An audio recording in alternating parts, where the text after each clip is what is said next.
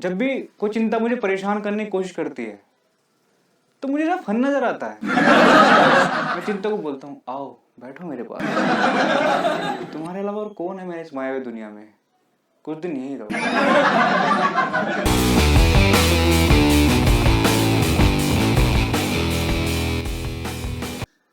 किसी भी सुविचार वाली बुक को पढ़ लो और किसी भी महान आत्मा की बात पर गौ कर लो, उन्होंने बताया कि कामयाबी पाने का एक सीधा तरीका पॉजिटिव रहना भी है। सबसे पहले तो उन लोगों को सैल्यूट जो इसे कोरोना से रिलेट कर रहे हैं। इस देश को आपकी जरूरत है।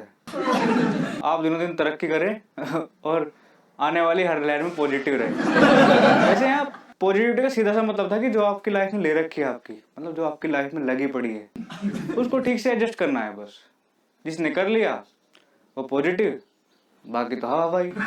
वैसे पॉजिटिविटी के मामले में मेरठ के बंदे चिल्ले भयंकर। वो मेरठ के क्या, पूरे वेस्ट के चिल्ले।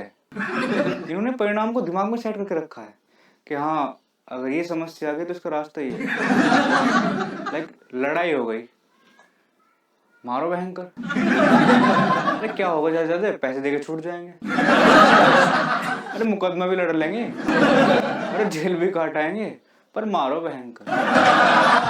ट्रेन से यात्रा करनी है बिना टिकट के, सबसे पहले तो घर से श्योर है कि टीसी नहीं मिलेगा, और अगर मिल भी जाता है तो थोड़ी देर बैठा के छोड़ देगा, और अगर बैठा के भी नहीं छोड़ता तो 300 की तो पर्ची है ही, फिर टिकट नहीं लेना।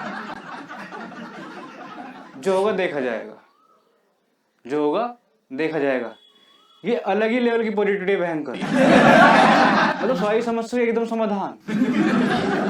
घर से जाना है बिना हेलमेट के, जो होगा देखा जाएगा। ऐसे नहीं कि हेलमेट नहीं है, हेलमेट है, पर जो होगा देखा जाएगा। एक्सीडेंट हो गया और मौत जो हुई ना वो सब में चोट लगने की वजह से हुई, उससे पहले 594 हुआ था। अब डेड बॉडी घर आ गई, घर वाले रो रहे हैं। काश हेलमेट लगा लेता तो बच जाता। बाहर भी जिक्र चल रहा है बड़े बड़े आदमियों का, हाँ हेलमेट लगा लेता तो बच जाता, शायद बच जाता। अब इतने में डेड बॉडी परेशान हो गई। अबे यार जल्दी जल्दी क्रियाक्रम की तैयारी करो, बाकी जो होगा देखा जाएगा। समझे? पिछली वीडियो में संजय को जानते होंगे, नहीं जानते तो पिछली वीडियो देख लो, जान जाओगे। शॉपिंग करने चल दिया फटी चड्डी में, बाकी जो हुआ वो तो आपने देखा ही है। पूरे साल पढ़ाई नहीं की, इधर उधर मटर गश्ती चल रही है, और एग्जाम से एक रात पहले पूरी रात किताब चाटने की नाकाम कोशिश, और सुबह उठकर छाती चौड़ी करके बोल रहे हैं ए जो होगा देखा जाएगा। अब रिजल्ट आया, उधर बाप ने लठ में तेल पिला के रखा है। इन महानुभावों को पता भी है क्या घर जाकर ठुका निश्चित है। अब बचने का एक ही मूल मंत्र है, जो होगा देखा जाएगा। वैसे पॉजिटिविटी के मामले में मैं पीछे नहीं हूँ। बिना कुछ करे मैं इतना श्योर हूँ कि मैं एक दिन अंबानी से बड़ा आदमी बन जाऊंगा। ये बात मैं लेटे लेटे सोचता हूँ। यार मैं किसी की कामयाबी से जलता नहीं हूँ, क्योंकि मुझे ना एक और उधार देने वाला बंदा तैयार मिल जाता है।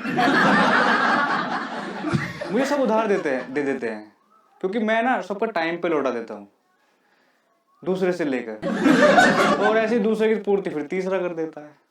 बस ऐसे ही मेरी दिनचर्या चल रही है।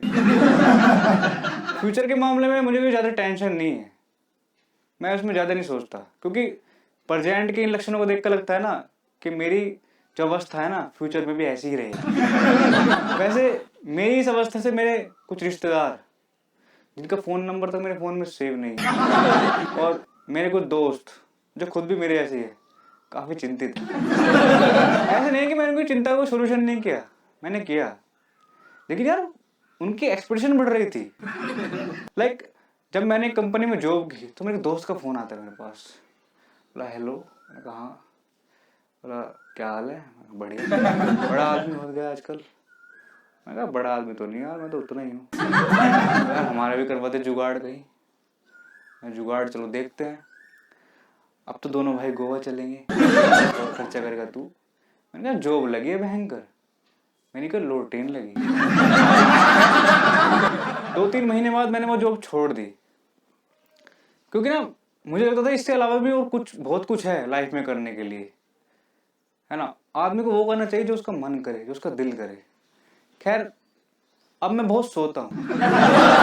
सोता हूँ, उठता हूँ, फिर सोता हूँ, खाता हूँ, सोता हूँ। और मेरी हालत ऐसी हो गई कि मुझे ना एक चावल के दाने से भी नींद आ जाती है। जब मैं सोते सोते थक जाता हूँ तो मैं सोचता हूँ, ओ शिट, मैं क्या कर रहा हूँ, मैं खुद के लिए तो कुछ कर ही नहीं रहा। फिर मुझे ख्याल आता है कि सोना भी तो अपने लिए है, और इस तरह मैं फिर से सो जाता हूँ। चिंता ना होना भी चिंता का एक विषय है जो मैंने आज तक नहीं पढ़ा। जब भी कोई चिंता मुझे परेशान करने की कोशिश करती है तो मुझे ना फन नजर आता है। मैं चिंता को बोलता हूँ, आओ बैठो मेरे पास, तुम्हारे अलावा और कौन है मेरे इस मायावी दुनिया में, कुछ दिन यहीं रहो। मैं चिंता को कभी सोल्व करने की कोशिश करता ही नहीं हूँ, क्योंकि मैं ऐसा नहीं हूँ मैं आलसी हूँ, नहीं मैं आलसी नहीं हूँ, लेकिन मुझे संपूर्ण ज्ञान हो गया है कि कभी जाने वाली नहीं है, ये रूप बदल बदल कर आती रहेगी। जब भी कोई चिंता विदा लेती है तो मैं उसको बोलता हूँ, जाओ और अगली बार लेवल बढ़ाकर आना। लेकिन कभी कभी ऐसा लेवल बढ़ाकर आती है ना, मेरी फट जाती है। फिर इस सिचुएशन में मैं दोस्त को फोन करता हूँ और सारी समस्या बताता हूँ, यार ये दिक्कत हो गई। तो बातचीत से कंक्लूजन ये निकलता है कि अब हमें कहीं घूमने चलना चाहिए। मैं कहा हाँ बात तो ठीक है यार, घूमने चलना चाहिए, लेकिन मेरे पास तो पैसे ही नहीं है। तो अच्छा, मैंने कहा हाँ। बोले यार ये समस्या तो मेरी भी है, तो क्यों ना हमें पहले पैसा कमाने पर ध्यान देना चाहिए। हाँ बात तो ठीक है। फिर हम पैसा कमाने के तरीके ढूंढते हैं और ढूंढ रहे हैं, हमें नहीं मिल रहा है, और अंत में हम सारी समस्या को ये कह के खत्म कर देते हैं कि जो होगा देखा जाएगा। हे गाइस, अगर वीडियो पसंद आया तो प्लीज़ लाइक करो, सब्सक्राइब करो और दोस्तों के साथ शेयर जरूर करना यार, आपका शेयर बहुत ज़रूरी होता है।